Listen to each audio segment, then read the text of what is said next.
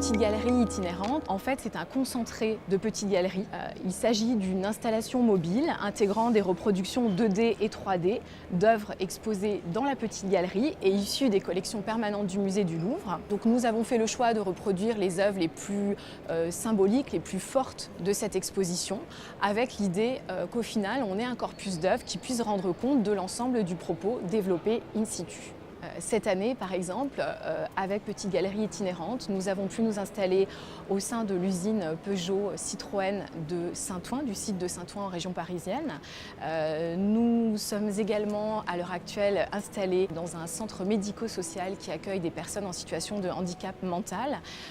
Nous prévoyons également de nous installer dans une université, donc vraiment une diversité de publics auxquels on s'adresse, avec l'idée d'une véritable proximité par rapport à leur lieu de vie, à leur lieu de travail. La Petite Galerie Itinérante, c'est un formidable outil d'éducation artistique et culturelle pour les jeunes. À l'automne 2016, par exemple, le Louvre a choisi de s'implanter sur un campus universitaire, à l'université Paris-Est Créteil. Et cette implantation répond à plusieurs objectifs, notamment toucher les jeunes étudiants, pas seulement ceux qui sont dans le domaine de l'histoire de l'art, mais bien au contraire, ceux qui étudient des domaines disciplinaires très éloignés de l'art, comme en médecine, comme en droit par exemple. Et c'est aussi l'occasion de toucher les futurs enseignants qui vont être formés pour devenir les médiateurs de cette exposition et s'adresser eux-mêmes à leurs pairs. Mais aujourd'hui, ce campus universitaire est aussi au cœur de la cité.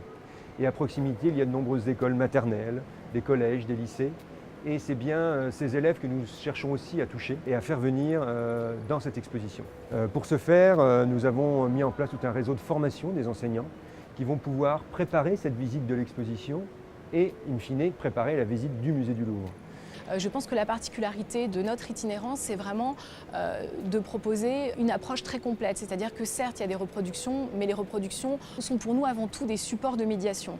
C'est-à-dire que rien ne remplace la rencontre avec l'œuvre originale. Donc nous, quand nous arrivons avec l'itinérance de la Petite Galerie, l'idée, encore une fois, c'est certes une exposition de reproduction d'œuvres, mais c'est une présence des équipes, une médiation humaine qui est proposée, des contenus pédagogiques, des ressources. L'idée donc de cette politique hors les murs est d'aller chercher le public au cœur des territoires et de leur montrer que les œuvres du musée peuvent leur parler, peuvent les intéresser, susciter leur curiosité. Et ils doivent y avoir accès, ils doivent s'y intéresser car ces œuvres leur appartiennent, c'est le patrimoine commun de l'humanité et plus encore des citoyens français. Le musée du Louvre est ouvert depuis 1793 et comme il se plaît à le dire, ouvert à tous.